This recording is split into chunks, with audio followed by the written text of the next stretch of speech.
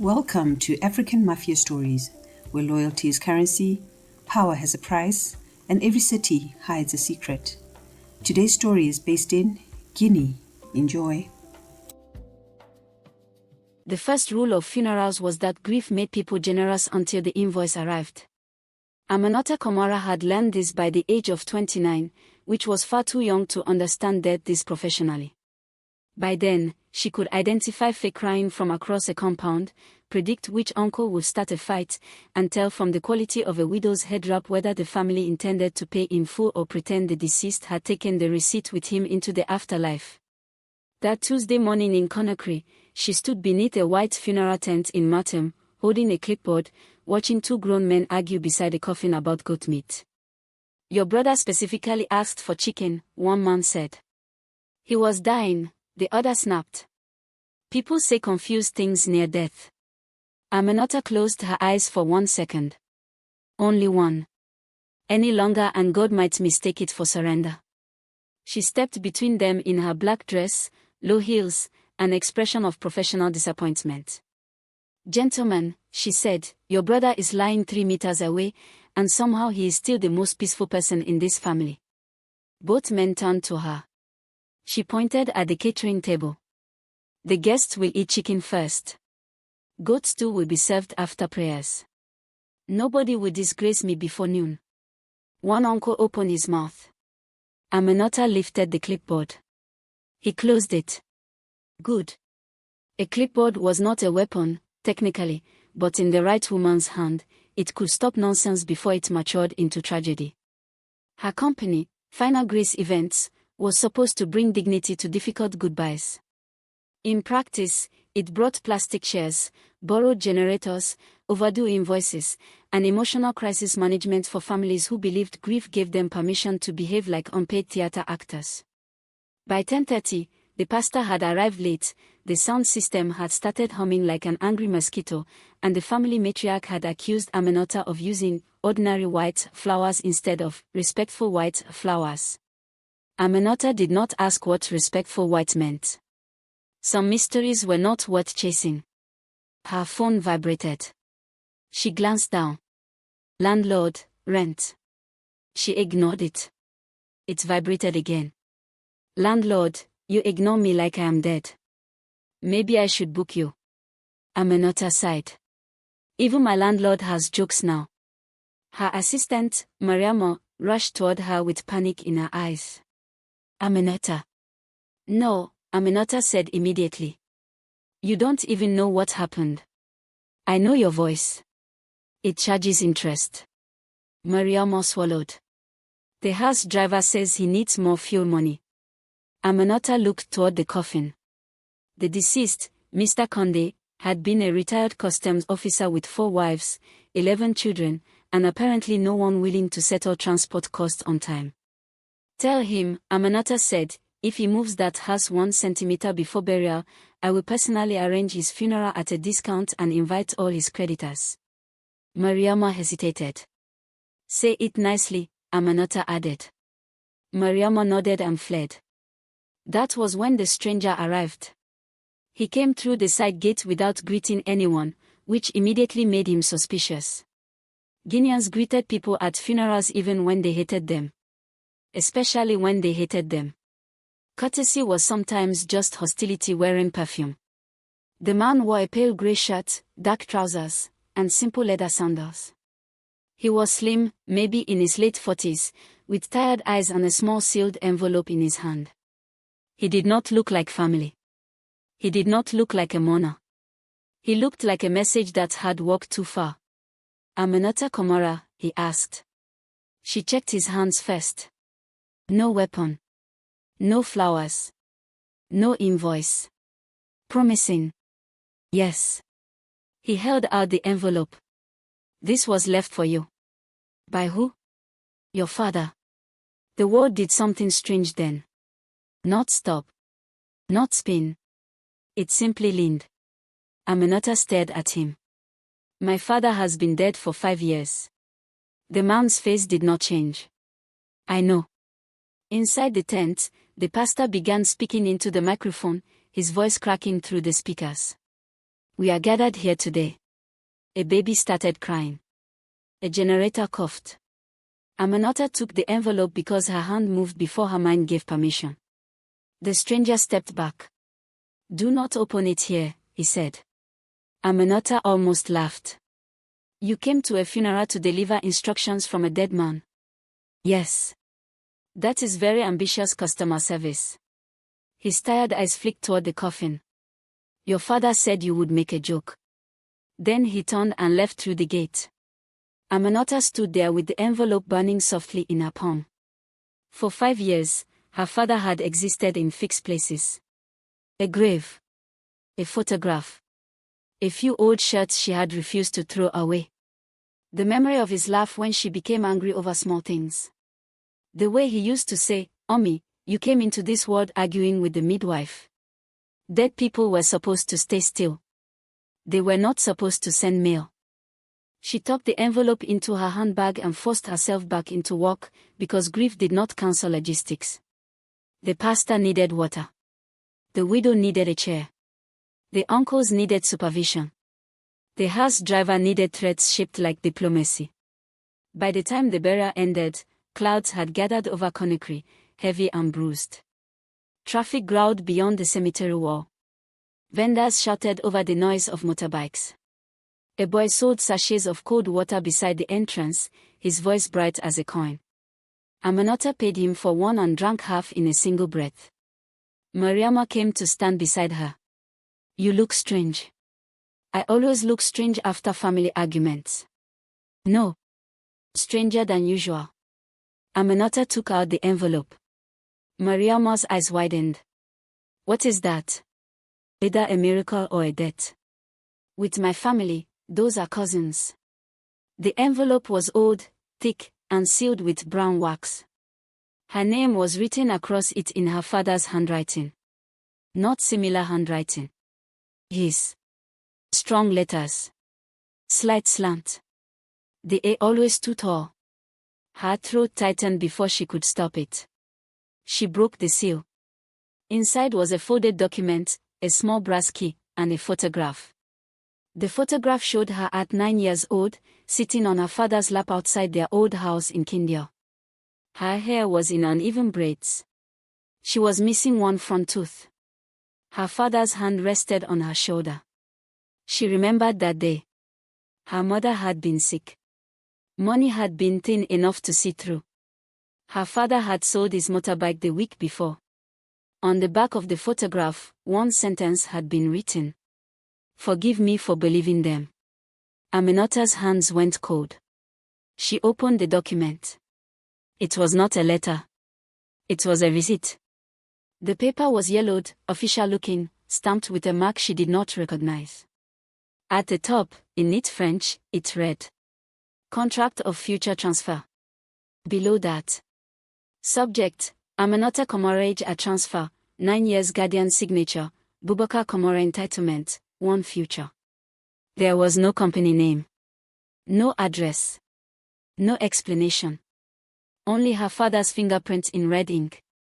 Aminata read it once. Then again. Then a third time, because madness sometimes improved with repetition. It did not. Mariama leaned closer. What does that mean? Aminata folded the paper slowly. I don't know. But somewhere behind her ribs, something old and frightened had woken up. Across the cemetery, near the road, a black Toyota idled beneath a flame tree. A man sat inside it. Watching her. Not hiding. Not approaching. Just watching. Aminata stared back. The car pulled away. Mariama whispered, Do we call the police? Aminata looked at the receipt again. A future. Her future. Sold when she was 9 years old. She slipped the brass key into her fist until its teeth pressed into her skin. No, she said. Why not? Because if someone bought my future, I need to know what they paid for. The rain broke suddenly over Conakry. Hard. Loud. Impolite. The kind of rain that did not fall from the sky but invaded from it. Aminata stood in the cemetery, drenched in seconds, holding proof that her life had never fully belonged to her. And for the first time in 5 years, she heard her father's voice clearly. "Ami, you came into this world arguing." "Fine, Papa." She would argue with tomorrow itself. By the time the rain reached Kalam, the city had already begun pretending it had expected it. Motorcycles crowded beneath awnings. Street vendors dragged plastic sheets over their stalls. Taxi drivers became suddenly philosophical about fares. Water rushed through gutters carrying leaves, bottle caps, and the occasional dream. On the 6th floor of a fading office building overlooking the port, Amadou Touré watched the storm roll across Conakry. Containers stretched toward the horizon like giant blocks arranged by a distracted child. Cranes stood motionless against the dark sky. Ships waited offshore beneath curtains of rain. The office behind him was unimpressive. Deliberately so. Peeling paint. Old furniture. Fluorescent lights that hummed constantly. Anyone entering would assume the company could barely afford paper clips. Which was exactly how Amadou preferred it. Invisible things survived longer. His desk contained 3 computer screens, dozens of files, and enough information to destabilize governments. A knock sounded. "Enter." The door opened. A young man stepped inside carrying a tablet. Nervous. Smart. Too ambitious. The kind of employee who still believed promotions happened because of hard work rather than timing and luck. His name was Ibrahim. 27 years old. Economics graduate. Brilliant. Which meant he had been identified by tomorrow before finishing secondary school. Amadou had personally approved his development pathway 12 years earlier. Ibrahim did not know that. Almost nobody knew. "Sir," Ibrahim said. Amadou turned from the window. "What happened?" "A courier confirmed delivery." Amadou nodded once. No surprise.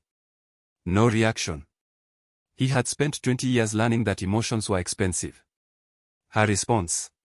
She opened the package. And she still has the receipt. That earned the slightest pause. Barely visible. A fingerprint on still water. Who authorized delivery? Ibrahim hesitated. Chairman Keita. Amadou's expression hardened. There it was. The problem. Not Aminata. Not the receipt.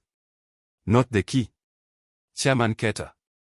3 years earlier, Tomorrow had lost its founder. The old man who had built the organization believed in talent, opportunity, and social engineering on a scale that bordered on insanity. But he had believed. That mattered. His successors believed in ownership. Profit. Control. Markets. They saw futures the way traders saw stocks. As assets.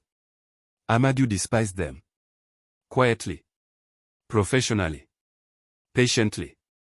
Unfortunately, they controlled the board. What is Keita doing? He asked. Ibrahim swallowed.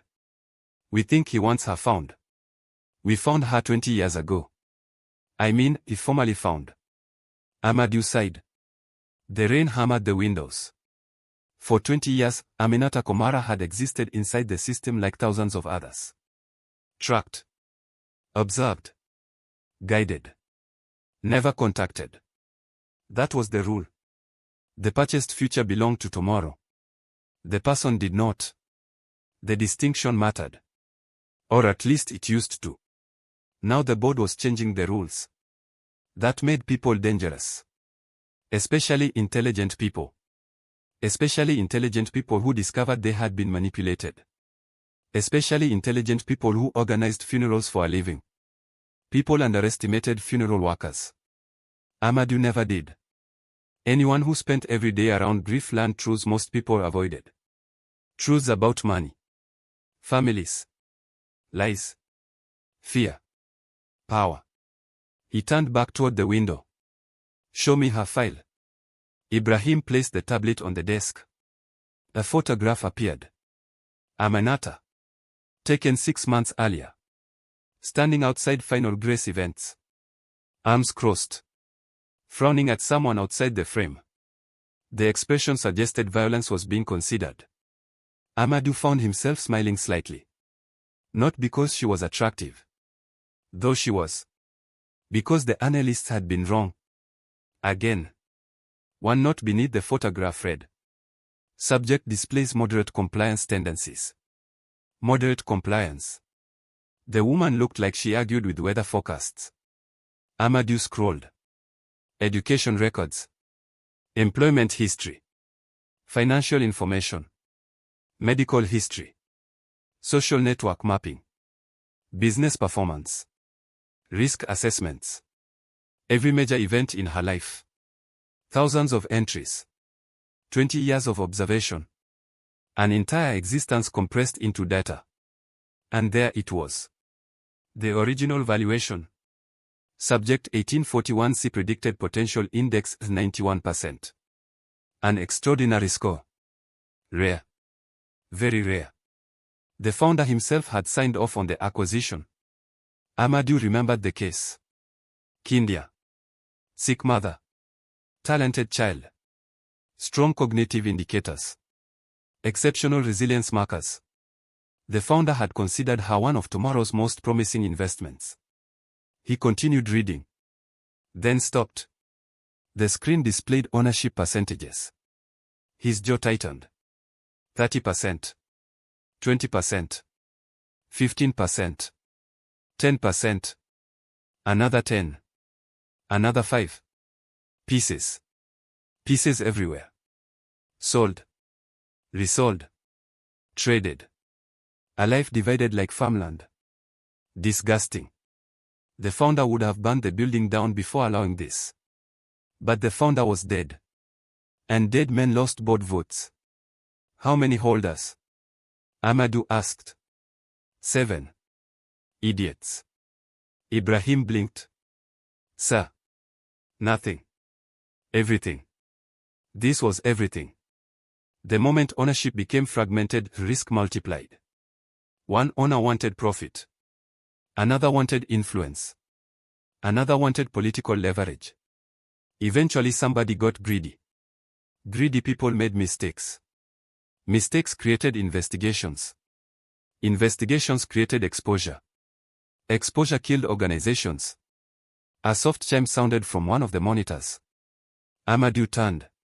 A new notification had arrived. Internal priority alert. Red level. He opened it. The message was brief. Subject 1841C activated. For a moment the room became very quiet. Even the rain seemed distant. Ibrahim stared. Activated. Amadou read the message again. Someone had formally changed Aminata's status. That should have required board approval. Multiple signatures. Weeks of review. Instead it had happened today. Hours after delivery. Far too quickly. Far too deliberately. A trap. The realization arrived immediately. Keta was not contacting Aminata. He was using her. The question was why. Amadou opened a second file. Then a third. Then a fourth. Connections began appearing. Patterns. Transactions. Ownership transfers. Recent meetings. Certain names kept repeating. The same names. Again and again. Board members. Investors. Politicians. Someone was moving assets. Preparing for something. And Aminata sat directly in the middle of it. Interesting. Very interesting. Dangerous. Very dangerous. Leave, he told Ibrahim. The younger man hesitated. Sir. Take the afternoon off.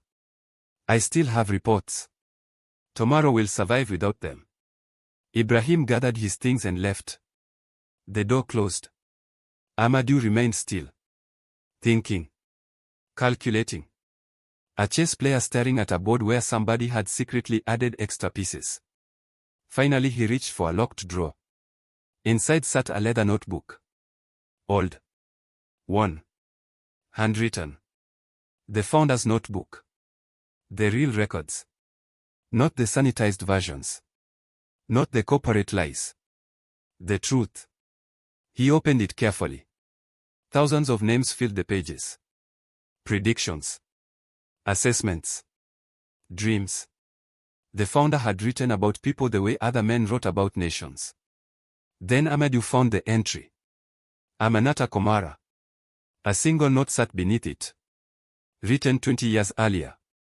He read it once. Then again. Then a third time. For the first time that day, the genuine concern touched his face. The old man had seen something. Something nobody else had.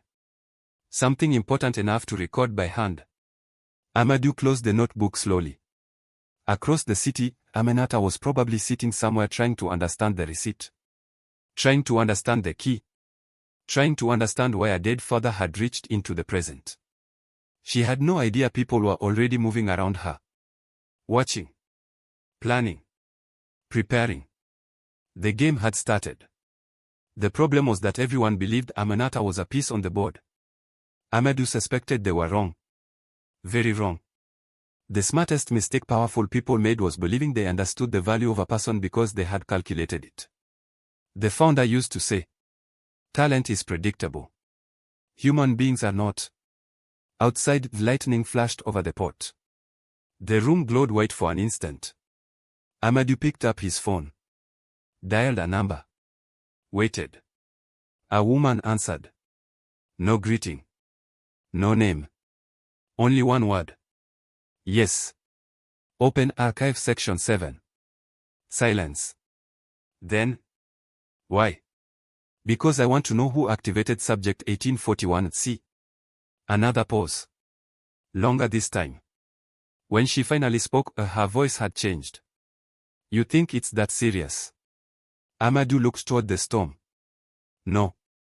The answer came softly. Almost regretfully. I think it's worse. And somewhere beneath concrete, hidden beneath layers of concrete, steel, and secrecy, doors began opening that had remained closed for years. The brass key spent the night on Aminata's kitchen table. It sat there beside a chipped mug, an unpaid electricity bill, and a bowl containing exactly 3 oranges that had somehow survived 2 weeks without being eaten. The key looked ordinary. Which annoyed her. Objects involved in mysterious conspiracies should have standards. Ancient maps. Hidden symbols. A glowing blue crystal. Something. Instead, she had a brass key that looked like it belonged to a stubborn padlock. Aminata stared at it while drinking coffee. Then she stared at the receipt. Then she stared at both. Neither felt more reasonable in daylight.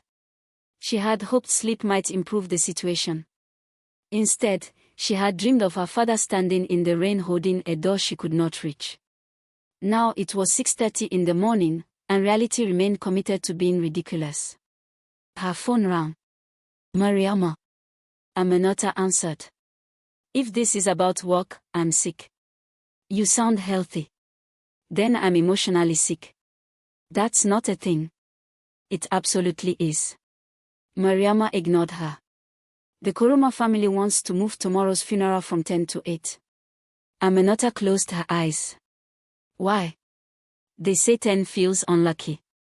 It felt lucky yesterday. They've had a meeting. Of course they have. Every disaster began with a family meeting. Aminata had empirical evidence. I'll deal with it later, she said. You sound strange. That is because somebody apparently purchased my future when I was 9. Silence. You're still on that? Still on that? Mariama laughed nervously. No, I mean. I have a receipt, Mariama. I know. A real receipt. I know. My father signed it. I know. And there is a mysterious key. That part is admittedly interesting. Aminata ended the call before she could become violent. The coffee wasn't helping. Neither was the rain still dripping from rooftops outside. By 7:30 she was dressed and driving through morning traffic in her aging Toyota. Conakry was waking up. Street vendors arranged food displays. Motorcycles weaved through impossible gaps. Music drifted from open storefronts. Children in school uniforms marched through puddles. Life moved with the stubborn confidence of a city that had survived everything and trusted nothing. Aminata drove toward Kindia. 2 hours inland. Toward the house where she had grown up. Toward answers. Or at least better questions. The old house looked smaller. That happened every time. Childhood had a habit of exaggerating dimensions. The mango tree remained. The cracked front steps remained. Even the rusted gate remained. Only her mother seemed different. Older. Softer. More tired than Aminata liked to admit. Fatou Camara opened the door and immediately frowned. What happened? Aminata blinked. What do you mean? You drove here on a weekday. Her mother folded her arms. Either somebody died or you need money. Aminata laughed despite herself. You always know. I gave birth to you. Her mother stepped aside. Come in. The house smelled like ginger tea and memory. Some things never changed. Aminata sat at the dining table while her mother prepared tea. For several minutes they spoke about ordinary things. The funeral business. The neighbors. An aunt who had somehow become involved in a dispute concerning chickens and local politics. Then Aminata placed the photograph on the table. Everything changed. Her mother's expression froze. Just briefly. But Aminata saw it. Saw it because funeral work had taught her to recognize the exact moment a person stopped reacting and started remembering. Where did you get that? There was a package. Her mother became very still. A package. From Papa. The teacup slipped slightly in Fatou's hand. Not enough to fall. Enough to matter. Aminata placed the receipt beside the photograph. Then the key. The room seemed smaller suddenly. The air heavier. Outside, a motorcycle passed. A rooster crowed somewhere nearby. Inside, neither woman spoke. Finally Fatou sat down. Slowly. Like someone preparing for bad news she already knew. You found it. Not a question. A statement. Aminata stared. You knew. Her mother looked away. Which was answer enough. Anger arrived immediately. Fast. Reliable. One of Aminata's oldest companions. You knew. Aminata. You knew. It was a long time ago. What was? Her voice rose. The years in funeral work had taught her patience. This was not one of those years. Her mother sighed. Then reached for the receipt. Carefully. Almost respectfully. I thought it was gone. What is it? Fatou studied the document. For a moment she looked not like Aminata's mother but like a woman revisiting an old wound. Your father never wanted you to find this. That is not an answer. No. She nodded. It isn't. Silence stretched between them. Finally Fatou spoke. 20 years seemed to pass through her voice before reaching the room. We were poor. Aminata laughed bitterly. We were always poor. No. Her mother's eyes lifted. You remember poor. You do not remember desperate. The distinction landed heavily. Because it was true. Children remembered outcomes. Adults remembered cost. Fatou continued. You were 9. I became sick. Aminata felt her stomach tighten. She remembered fragments. Hospitals. Medicine. Worry. Whispered conversations after midnight. Her father sitting alone outside sometimes. Looking defeated. We needed surgery. Fatou looked at the photograph. The money did not exist. Aminata said nothing. The story was already beginning to form. She hated it. Her mother continued anyway. Then a man arrived. A man. Yes. What man? I don't know. You don't know. He never gave his real name. That made everything worse. Not better. Worse. He offered help. The room became very quiet. Aminata already knew. Her body knew before her mind admitted it. He offered money. Fatou nodded. A lot of money. And your father threw him out. Good. That sounded like her father. For one brief moment she felt relief. Then her mother continued. He came back. Of course. People carrying large amounts of money rarely accepted rejection gracefully. What did he want? Fatou touched the receipt. This. The word landed like a stone. Aminata stared at the paper. Her future. Purchased. Transferred. Owned. The language suddenly felt far less ridiculous. Far more dangerous. What exactly did they tell him? Her mother's eyes grew distant. They said they identified gifted children. Aminata laughed. A sharp, disbelieving sound. They bought children. They said they invested in futures. The same phrase. Something about it bothered her immediately. She had heard those words before. Recently. But she couldn't place where. Fatou continued. They promised opportunities. That's all. No. A pause. Long enough to matter. They promised certainty. Aminata frowned. What does that mean? Her mother's smile carried no humor. It means they knew exactly which lie to tell your father. 3 hours later, Aminata sat alone in her father's old workshop behind the house. Dust covered everything. Tools. Shelves. Boxes. Time had settled over the room like a blanket. Her father used to repair radios there. Old televisions. Generators. Anything mechanical. He hated throwing things away. Which meant he had hidden things professionally. The key sat in her palm. Heavy. Patient. Waiting. She had searched half the workshop before noticing the lock. A small metal cabinet built into the back wall. Painted over years earlier. Almost invisible. Almost. Aminata stared at it. Then at the key. Then back again. No, she whispered. Because life occasionally became too dramatic. The key fit perfectly. Of course it did. She turned it. The lock clicked. A sound so small it felt enormous. The cabinet door opened. Inside sat a single wooden box. Nothing else. No documents.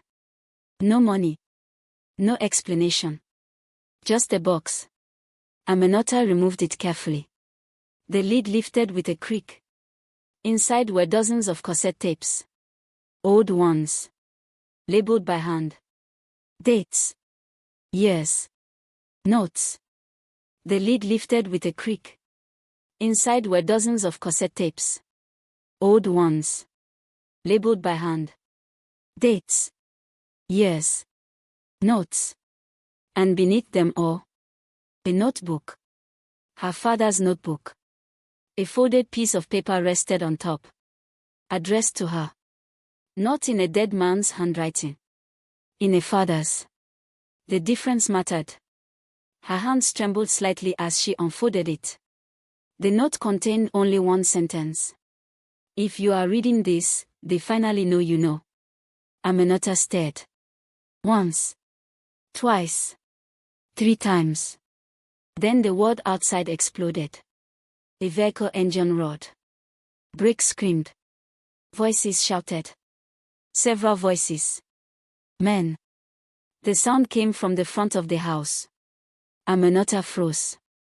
Instinct arrived before thought.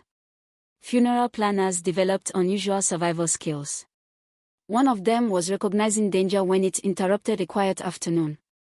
She moved to the workshop window. Carefully. Slowly. And looked outside. 3 black SUVs had stopped in front of the house. Men were getting out. Not police. Not military. Too organized. Too calm. Too confident.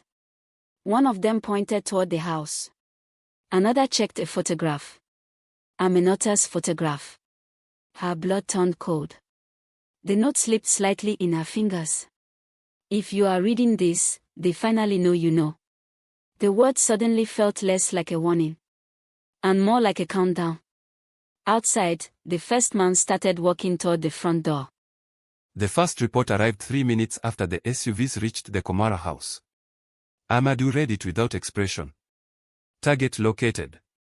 30 seconds later. Target not secured. That and a sigh. Nothing dramatic. Just the weary sigh of a man whose day was being ruined by predictable incompetence. He sat alone in his office while the storm continued over Conakry. The city below moved through rain and traffic, unaware that several powerful people were currently panicking over a funeral planner from Guinea. His phone vibrated. Keta. Amadou considered ignoring it. Unfortunately, powerful idiots tended to become louder when ignored. He answered. What happened? Keta demanded. No greeting. No courtesy. Just panic disguised as authority.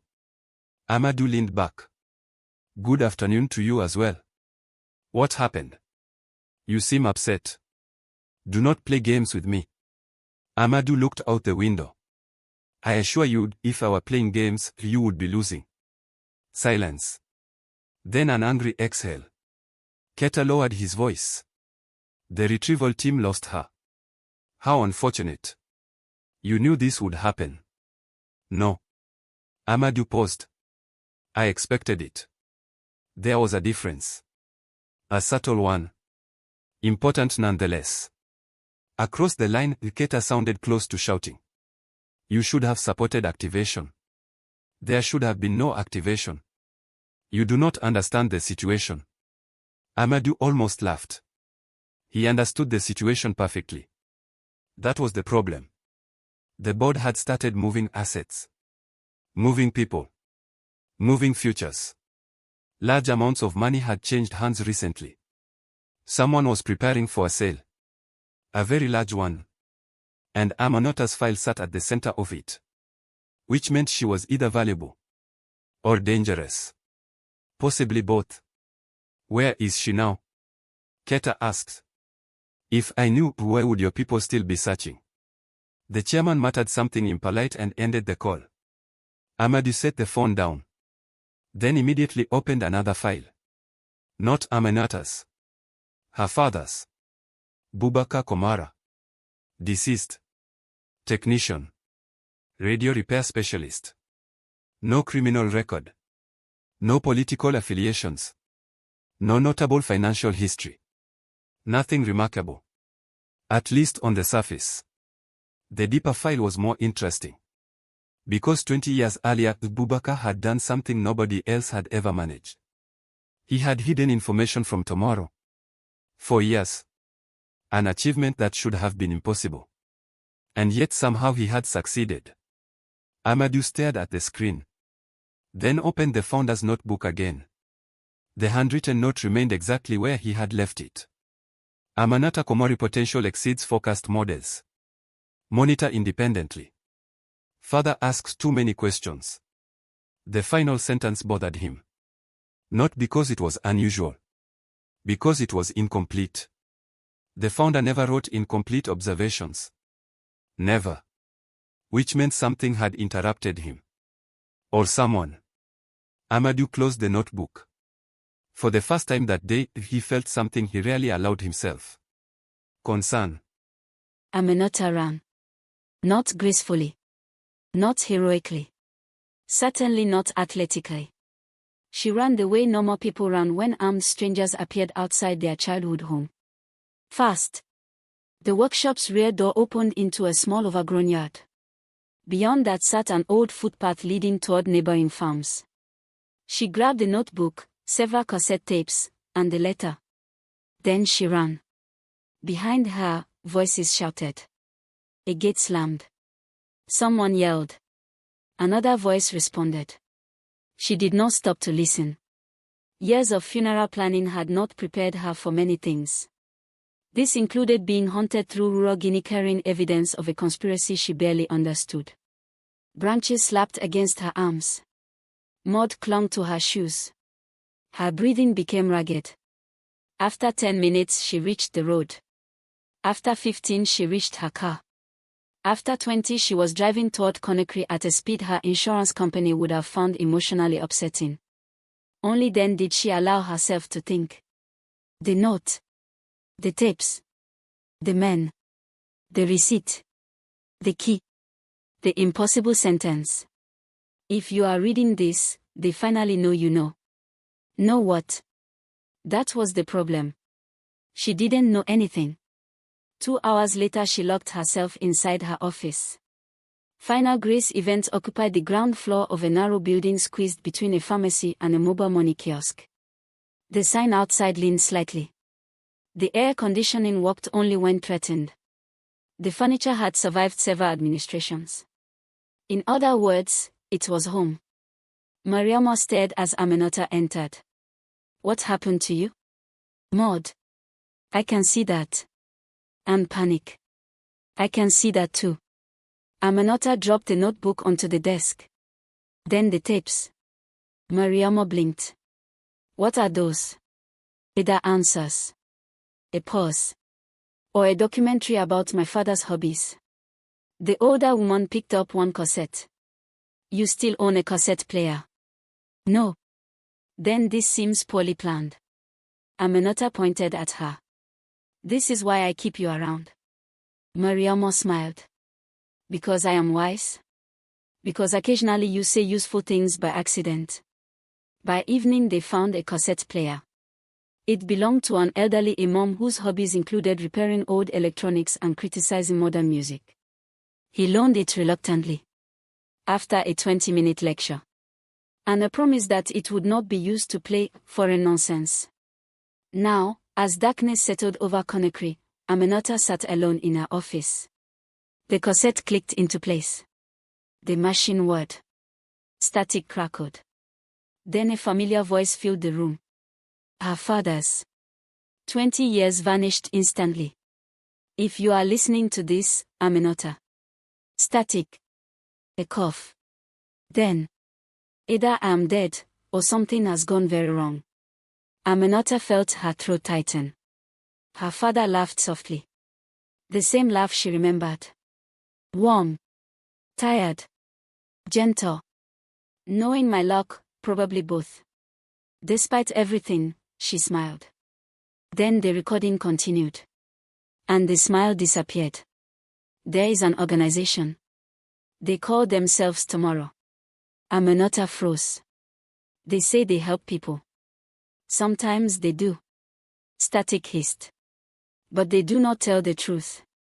A pause. Long enough to matter. Then the sentence that changed everything. Aminata, they do not buy futures. The tape crackled. Outside, a motorcycle passed. Inside, the room felt impossibly still. Her father's voice lowered. Almost a whisper. They create them. The recording ended abruptly. The tape clicked. Stopped. Silence. Aminata stared at the machine. Then at the remaining tapes. There were 27 more. And somewhere in Conakry, men were searching for her. For the first time, she began to suspect that her father had not left her a warning. He had left her a weapon. By midnight, Aminata had listened to 6 tapes. By 1 o'clock, she wished she hadn't. By 2 o'clock, she understood why someone had tried to take them. The recordings were not organized chronologically. Her father had apparently subscribed to the theory that future generations should suffer while searching for information. Each tape contained fragments. Observations. Conversations. Names. Questions. The pieces refused to fit together neatly. Which, Aminata suspected, was intentional. If someone found one tape, they learned almost nothing. If they found all of them, that was a different problem. She pressed play on another cassette. Static crackled. Then her father's voice emerged. Older this time. Tired. I attended the meeting today. A chair scraped somewhere in the background. They think I am stupid. A short laugh. Fortunately, I encourage this belief. Aminata smiled despite herself. That sounded exactly like him. There are thousands of us now. Parents, teachers, local officials. We all believed the same thing. A pause. Then, that tomorrow was creating opportunities. The tape hissed. Then his voice lowered. Today I discovered the opportunities are real. The choices are not. Aminata sat upright. The children still become successful. They still receive scholarships. They still meet the right people. They still find jobs. But every road was built before they arrived. The recording ended. Aminata stared into the darkness. A road built before they arrived. The phrase lingered. Because it explained something she had never quite understood about her own life. The lucky coincidences. The strange introductions. The unexpected opportunities. Not many. Just enough. A school place that had appeared suddenly after a waiting list mysteriously moved. A university grant she had never applied for. A supplier who had offered favorable payment terms when she started final grace events. At the time she had called it luck. Now she wasn't sure. Her phone vibrated. Unknown number. She ignored it. The phone vibrated again. Then again. Then again. Persistent. Annoying. Potentially dangerous. Aminata answered. What? A man's voice replied. Calm. Measured. Good. You're alive. She immediately sat straighter. Who is this? That depends. Depends on what? Whether you're being listened to. Aminata's patience evaporated. I have had a very long day. So have I. The voice remained annoyingly calm. Which one of us is hiding in an office surrounded by cassette tapes? Silence. Every muscle in her body tightened. The man continued. There should be 28 tapes. Aminata glanced at the desk. 28. Exactly. Her heartbeat accelerated. Who are you? The answer came immediately. No. What? That is the wrong question. The calmness was beginning to irritate her. Deeply. The correct question is why someone activated your file. A chill ran through her. The phrase again. Activated. The same word her father had used on tape for. The same word the mysterious records mentioned repeatedly. Who are you? She repeated. The man sighed. Apparently disappointed in her question quality. Tomorrow. Aminata nearly threw the phone. You expect me to trust that answer? No. Good. You should trust very little right now. That was irritatingly reasonable. Aminata hated when suspicious people made sense. What do you want? I want you to leave your office. No. 3 men are currently outside. She froze. Then slowly turned toward the front window. A dark SUV sat across the street. Another farther down. And a third near the pharmacy. Her stomach dropped. The voice continued. They've been there 14 minutes. How do you know that? Because I have been watching them. Wonderful. Now she had 2 groups following her. Progress. Who exactly are you? A pause. Then. Amadou Touré. The name meant nothing. Which was somehow worse. Should I know who that is? No. Then why are you calling me? The answer arrived without hesitation. Because everyone else trying to find you works for people I don't trust. The honesty surprised her. Most liars decorated their lies.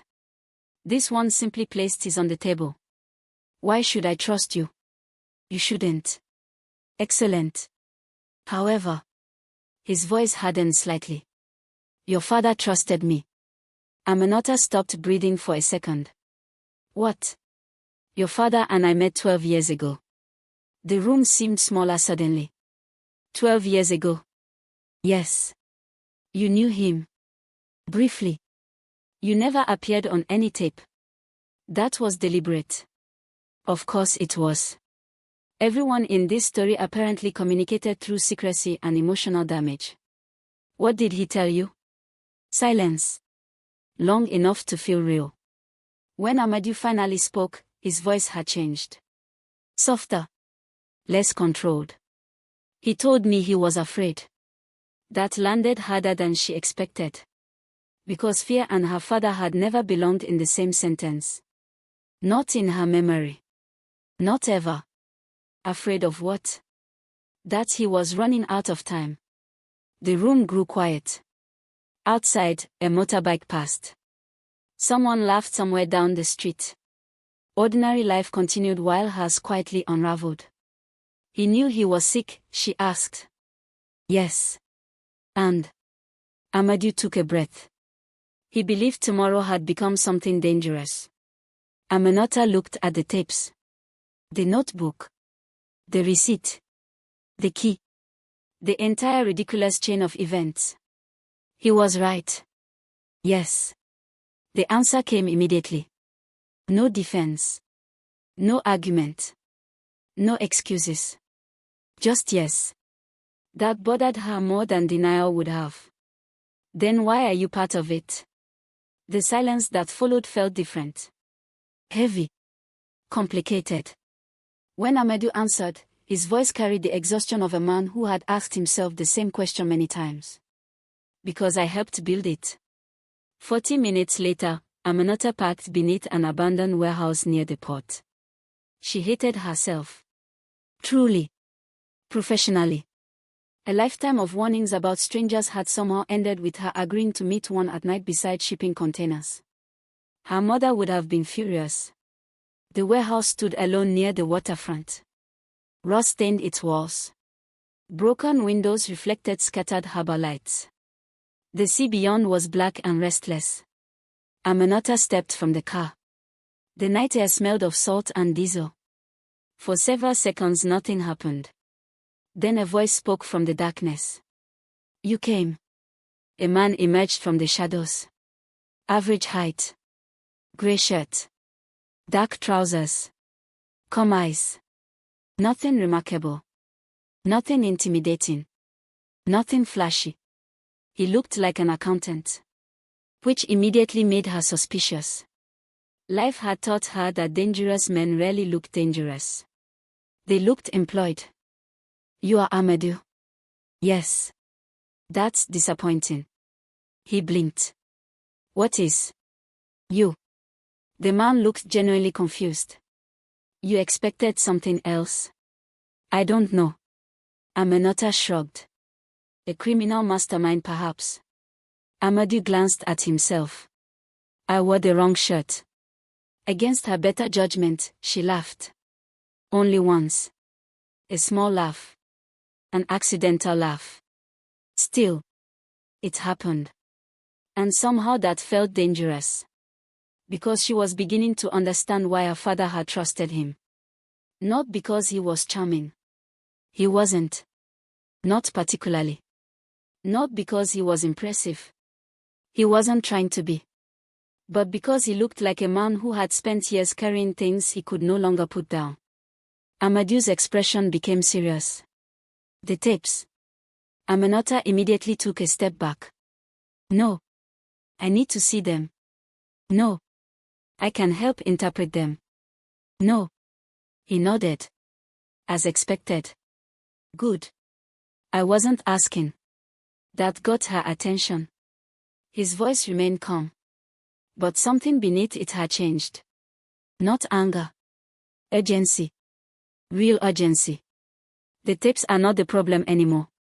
Aminata folded her arms. Then what is? Amadou looked toward the harbor. For the first time since meeting him, she saw genuine concern on his face. Not for himself. For her. For something else. Something bigger. When he spoke, each word landed carefully.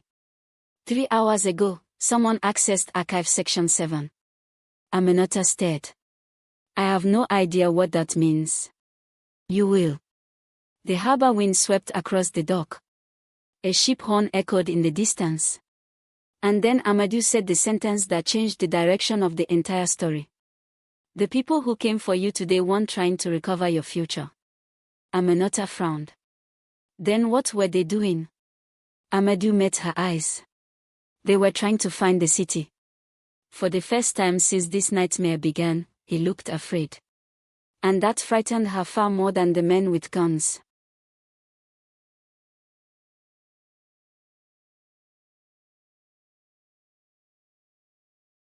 Amadou had never liked the port at night. During the day, Conakry's port was noise, sweat, metal, shouting, cranes, and men arguing over documents with the sacred fury of people pretending paperwork was religion.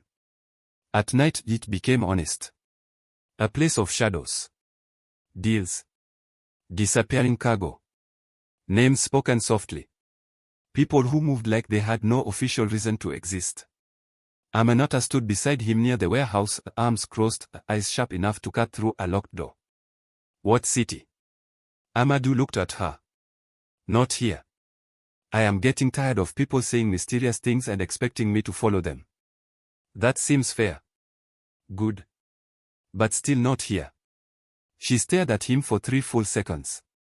You are very annoying for a man dressed like a tax audit. Despite himself, Amadou almost smiled. Almost. Instead, he walked toward a narrow side entrance at the warehouse. Aminata did not move. I'm not going inside a dark warehouse with you. You came to a dark port to meet me. I was optimistic then. That was 40 seconds ago. I learned quickly. He stopped at the door and turned. There are men watching your office, your apartment, and your mother's house. The board knows your file is active.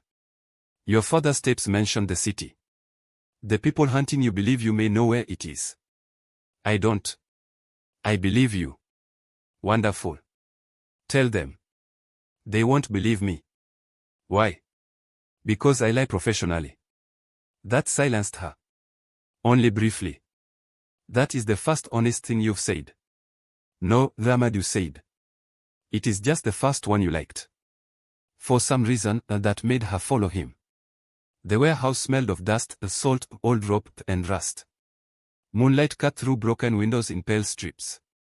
A single bulb burned near the back, weak and yellow. Beneath it stood a woman in a navy headscarf, holding a pistol at her side. Aminata stopped. No. The woman raised one eyebrow. Amadou said, this is Hawa. I don't care if this is the president's auntie. Why does she have a gun? Hawa's expression did not change. Because people keep disappointing me. Aminata looked at Amadou.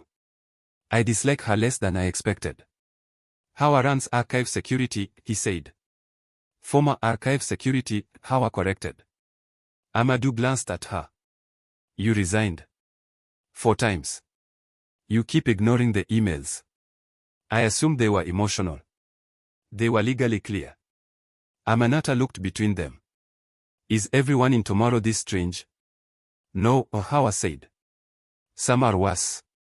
She led them through the warehouse to a rusted freight elevator hidden behind stacked pallets. Amadou entered a code. Hawa used a key. The elevator groaned open like it resented being alive. Aminata stared into it. Absolutely not.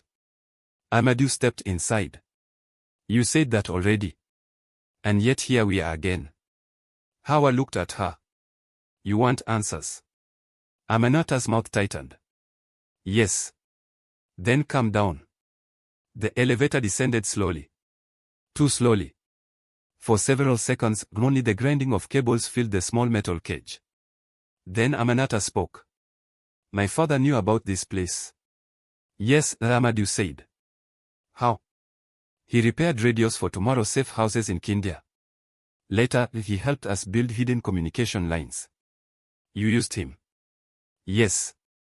The word came out clean. No polish. No perfume. Aminata's eyes flashed. At least dress your evil in something nicer. I am not trying to make it nice. Good. It isn't. No. The elevator stopped. The doors opened. Aminata stepped out and forgot to be angry. The archive stretched beneath Conakry like an underground city of paper. Rows and rows of shelves disappeared into the distance. Steel cabinets climbed from floor to ceiling. Old computers hummed beside sealed rooms. Lamps glowed over long wooden tables. Files sat in boxes marked by numbers, years, regions, and acquisition codes. It was not a basement. It was a memory engine.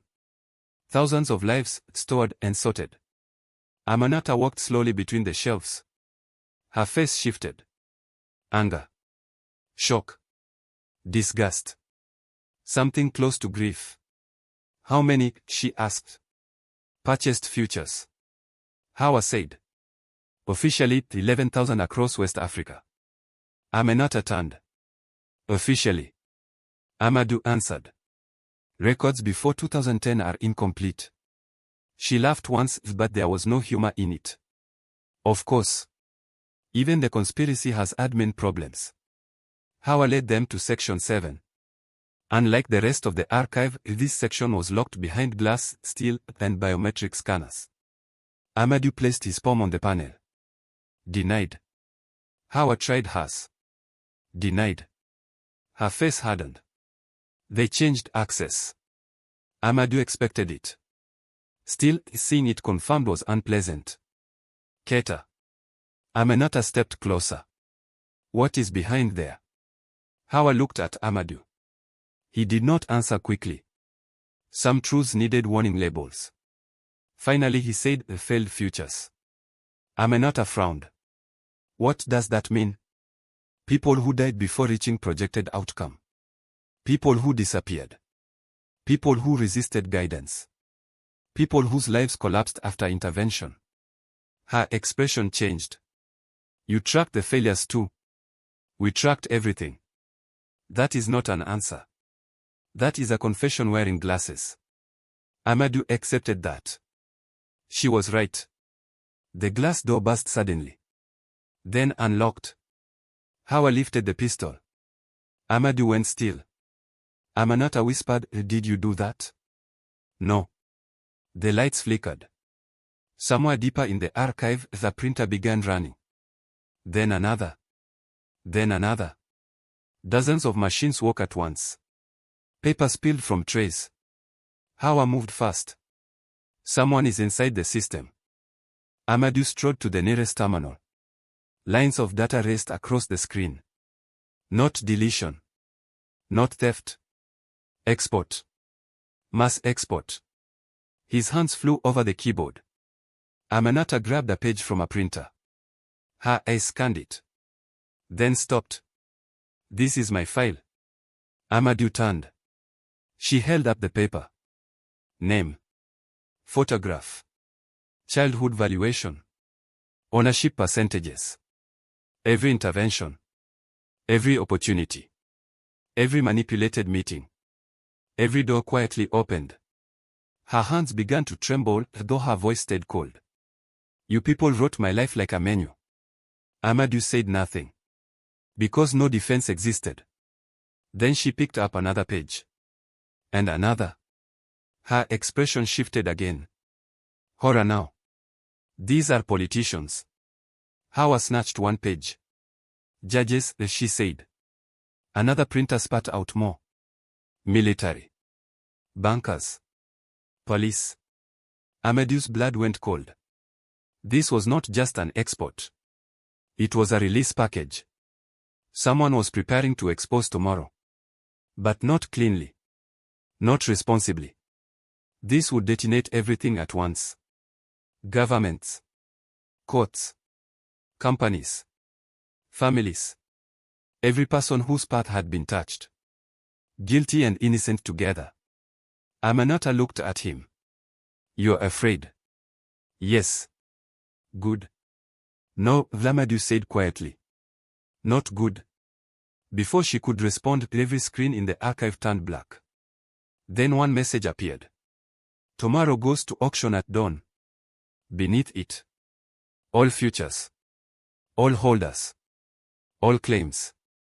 Aminata stared. What does that mean? Hawa lowered her pistol slowly. It means the board isn't hiding anymore. Amadou looked through the glass into Section 7. Inside, lights switched on one by one, revealing cabinets marked with the names of dead children, ruined adults, broken families, and lives crushed by invisible hands that had called themselves opportunity. His voice came out low. It means they're selling the entire system. Aminata folded her file carefully. Too carefully. Then she looked at him with eyes full of storm. Then we burn the market before sunrise. For the first time that night, Amadou did smile. Not because it was funny. Because the founder had been right. Talent was predictable. Aminata Camara was not. By 3 in the morning, Aminata had stopped being shocked. There was simply too much information for shock to survive.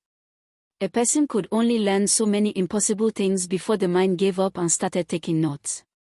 She sat at a long wooden table in the archive, surrounded by files, printouts, and half-finished cups of coffee.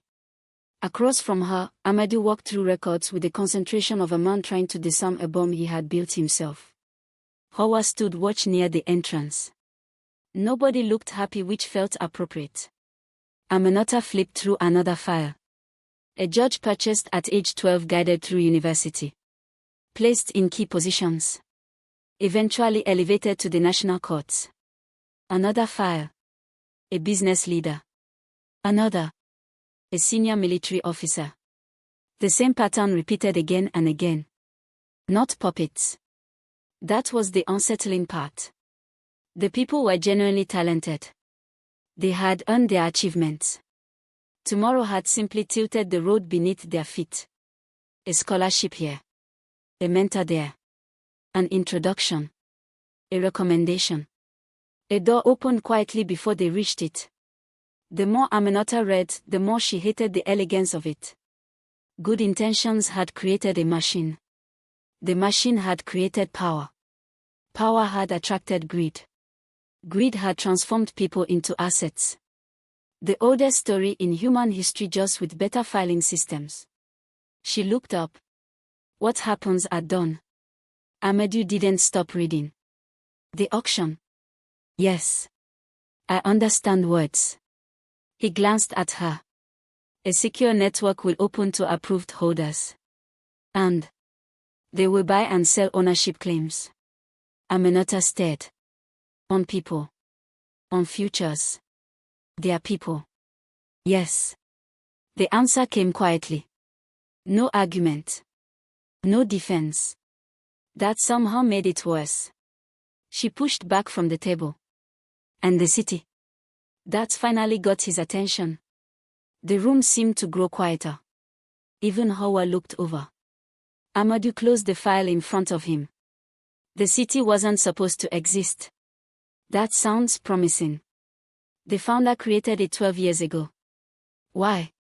He hesitated, which meant the truth was unpleasant. Excellent. At least the story was consistent. Finally he answered. Because he was losing faith. Aminata frowned. In what? Us. For hours earlier, that answer would have confused her. Now it didn't. She understood enough to know what Amadou meant. Tomorrow had started as an experiment. An attempt to identify extraordinary children and help them succeed. Over time, the organization had become something else. The founder had seen it happening and apparently decided to build a backup plan. Amadou stood. Come with me. The drive took nearly 2 hours. They left Conakry before dawn. Northeast. Away from the coast and the cities. Away from the roads that appeared on maps. The sky slowly brightened. Dark blue became gray. Gray became silver. The countryside unfolded around them.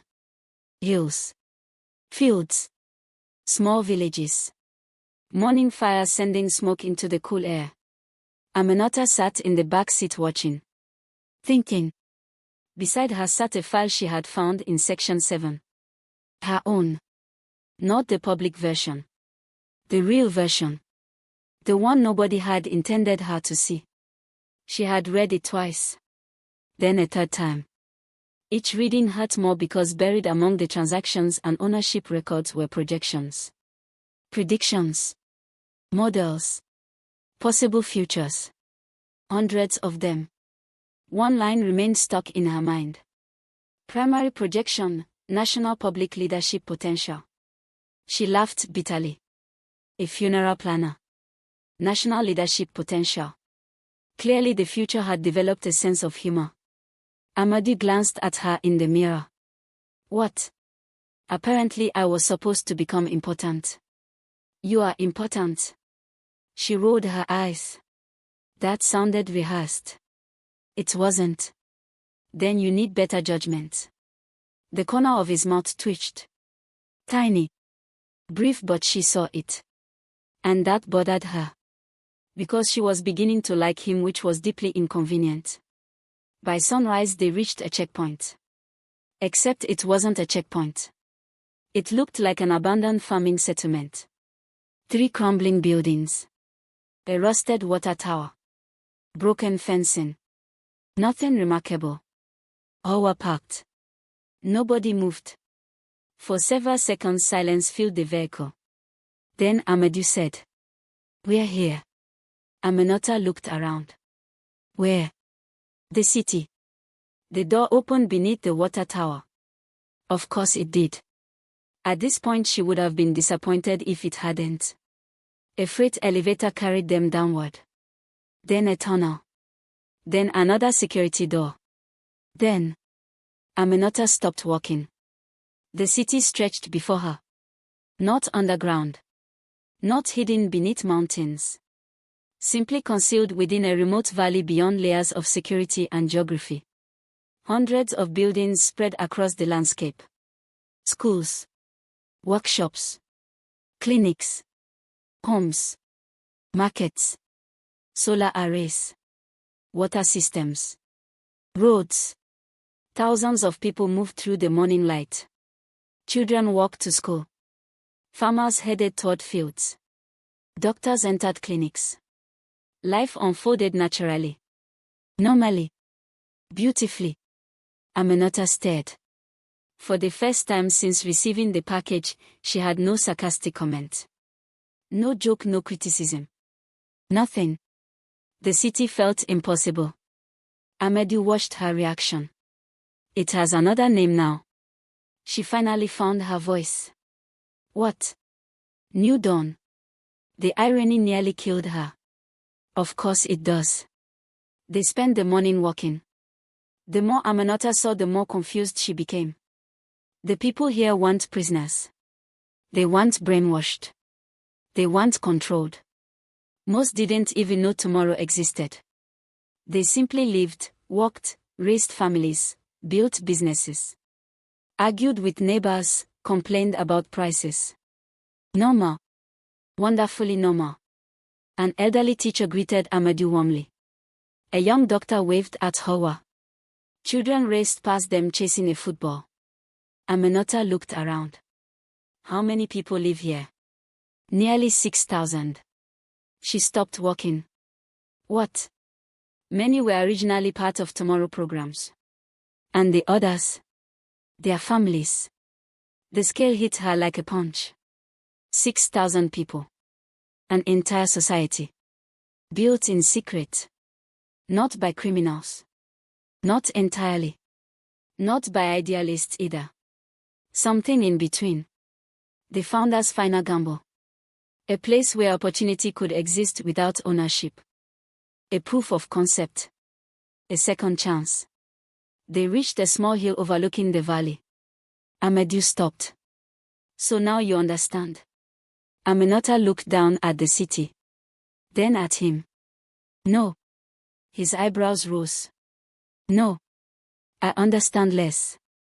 For the first time in hours, she sounded angry again. Good. Anger she understood. This place is good. Mostly. These people are thriving. Mostly. Then why hide it? Amadou looked toward the city. When he spoke, his voice carried years of regret. Because the board wanted it destroyed. Aminata stared. What? They considered it a threat. Why? The answer came softly. Because it was obvious. Because it always had been. Because nobody owns anyone here. That afternoon the first auction notifications went live. Hawa intercepted them. The numbers were staggering. Governments. Investment groups. Political operators. Foreign interest. All preparing to bid. Not on people. On influence. On access. On futures. Tomorrow had become the most valuable black market in Africa. And someone intended to sell it. The entire system. At once. Aminata stood on the hill overlooking New Dawn while the sun began to descend. Thousands of lives stretched beneath her. Children laughed somewhere below. A market trader argued about tomatoes. A teacher locked a classroom. Ordinary people living ordinary lives. People who would become targets if the auction succeeded. She turned toward Amadou. Can we stop it? He looked at her. Really looked at her. For a moment she saw the weight he carried. 20 years of compromises. Mistakes. Regrets. Then he nodded. Yes. Hope flickered. Small. Fragile. Dangerous. How? Amadou glanced toward the horizon where darkness was beginning to gather. The same way markets always collapse. Aminata waited. His answer arrived quietly. Everyone must discover what they are really buying. And for the first time since her father reached out from the grave, Aminata believed they might actually win. The problem was that dawn was only 12 hours away. At 11:43 p.m., the future officially went on sale. Amadou sat in the control room beneath New Dawn, watching screens fill with activity. Thousands of encrypted connections appeared one after another. Conakry, Abidjan, Lagos, Dakar, Accra, Bamako. Names began logging into the auction platform. Some were familiar. Some were powerful. A few made even Amadou uncomfortable. The board had expected a historic payday. In a way, they were getting one. Just not the version they imagined. Across the room, Hawa walked through security systems. 3 laptops sat open around her.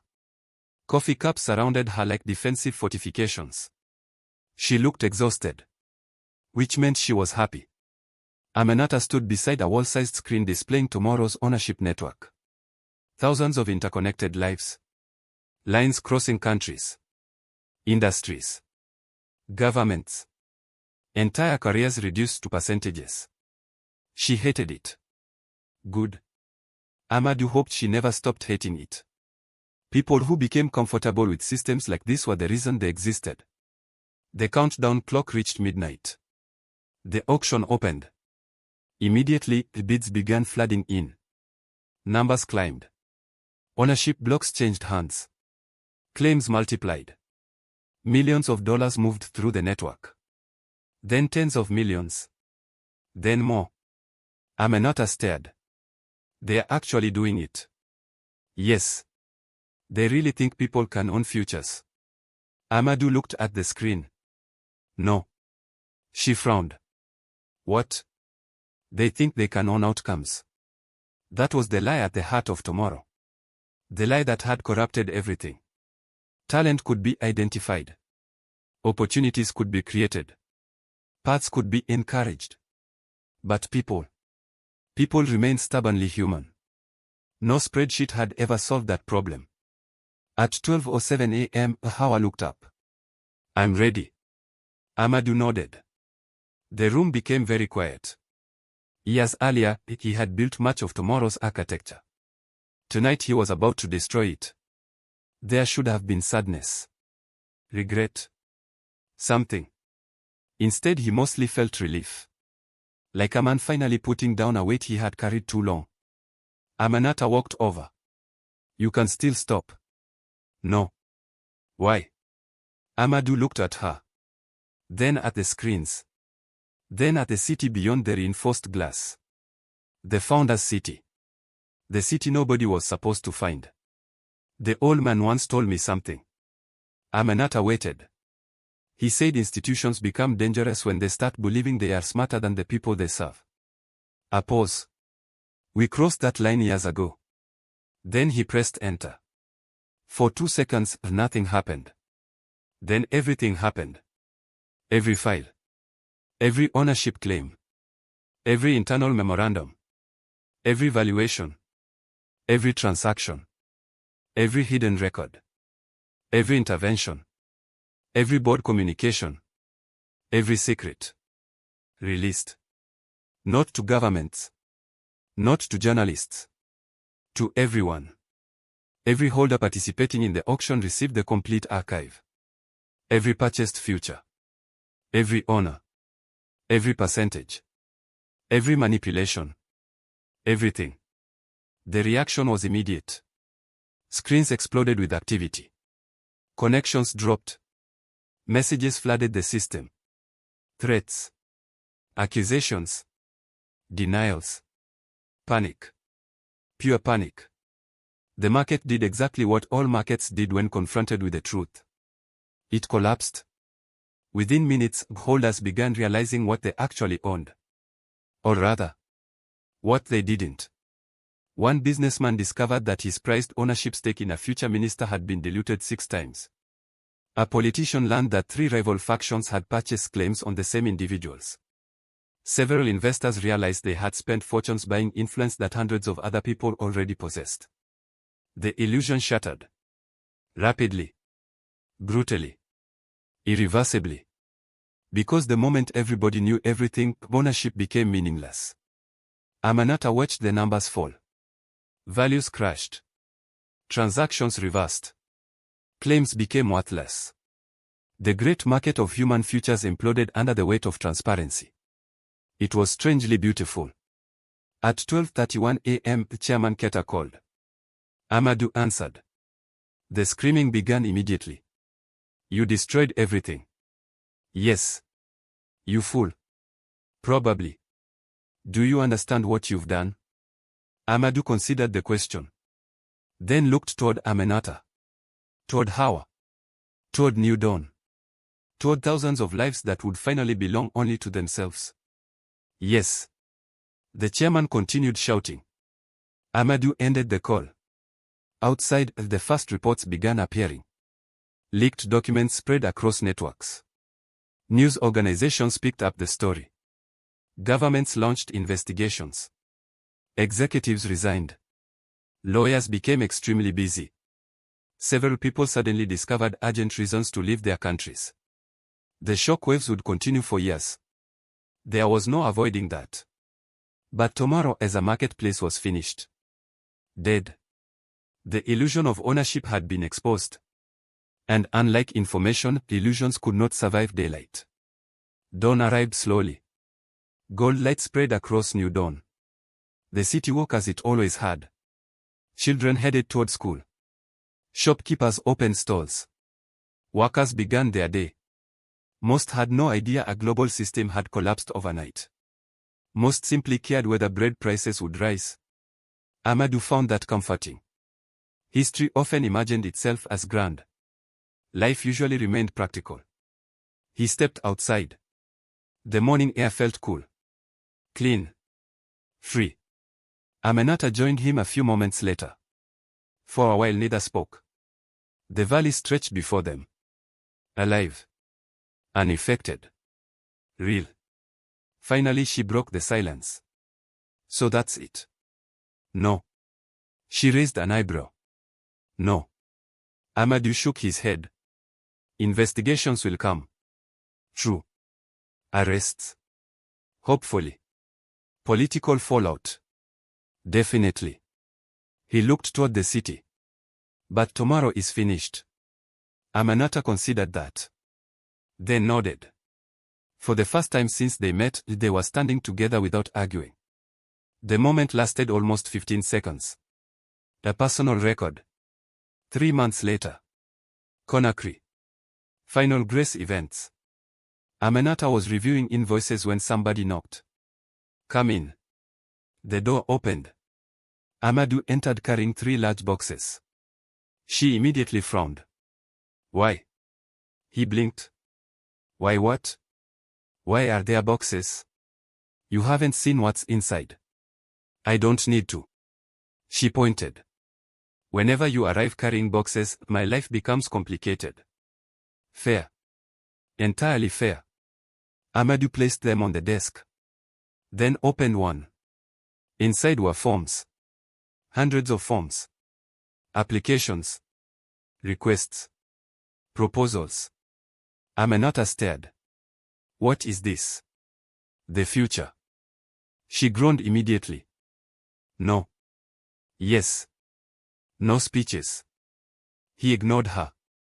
People from across Guinea had started contacting former Tomorrow analysts. Teachers. Parents. Students. Community leaders. They wanted scholarships. Mentorship. Training. Opportunities. Not ownership. Not secret manipulation. Not hidden guidance. Just help. Openly. Honestly. Legally. The idea was still imperfect. Probably always would be. But it was a start. Aminata flipped through several forms. Then looked up. You know we're going to argue about every single one of these.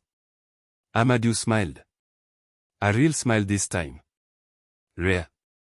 Unexpected. Worth waiting for. That sounds like tomorrow's problem. For a moment neither moved. Outside, the Conakry continued around them. Cars. Vendors. Rain clouds gathering over the harbor. Life. Ordinary and unpredictable. Exactly as it should be. Aminata looked at the forms again. Then at the man standing across from her. The architect of a broken system. The destroyer of that same system. The most annoying accountant in West Africa. And perhaps the beginning of something she wasn't ready to name yet. She shook her head. Sit down. Amadou pulled out a chair. Why? A slow smile appeared. The kind that usually preceded trouble. Because if we are building tomorrow. She handed him the first application. We might as well start today.